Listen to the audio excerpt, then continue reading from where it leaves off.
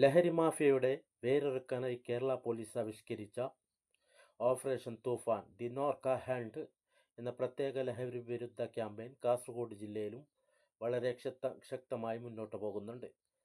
സംസ്ഥാന വ്യാപകമായി ആരംഭിച്ച ഈ ദൗത്യത്തിന്റെ ഭാഗമായി കാസർഗോഡ് ജില്ലയിലെ പ്രധാന പോലീസ് സ്റ്റേഷൻ പരിധികൾ കേന്ദ്രീകരിച്ച് വൻ റെയ്ഡുകളും പരിശോധനകളുമാണ് നടക്കുന്നത്.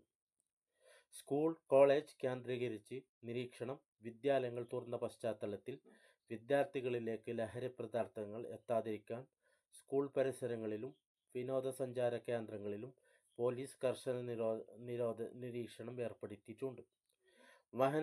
കാസർഗോഡ്, ഹസ്ദുർഗ്, ബേക്കൽ, നീലേശ്വരം, ബദിയടുക്ക തുടങ്ങിയ വിവിധ ഭാഗങ്ങളിൽ നിന്ന് വൻതോതിൽ കഞ്ചാവ്, MDMA തുടങ്ങിയ മാരക ലഹരി വസ്തുക്കളും നിരോധിത പാൻ മസാല ശേഖരം പോലീസ് പിടിച്ചെടുക്കുകയും നിരവധി പേരെ അറസ്റ്റ് ചെയ്യുകയും ചെയ്തിട്ടുണ്ട്.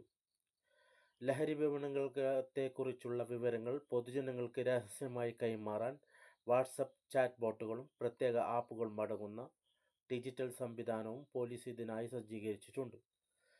വിവരങ്ങൾ നൽകുന്നവരുടെ പേര്, വിവരങ്ങൾ തികച്ചും രഹസ്യമായി സൂക്ഷിക്കും. പൊതുജനങ്ങളുടെ പങ്കാളിത്തത്തോടെ വലിയൊരു ജനകീയ പ്രതിരോധം തീർത്ത് ലഹരിമുക്ത സമൂഹത്തെ വാർത്തെടുക്കുക എന്നതാണ് ഈ പദ്ധതിയിലൂടെ പോലീസ് ലക്ഷ്യമിടുന്നത്. അഭിപ്രായങ്ങൾ പങ്കുവെക്കുകയും ഷെയർ ചെയ്യുകയും ചെയ്യുക.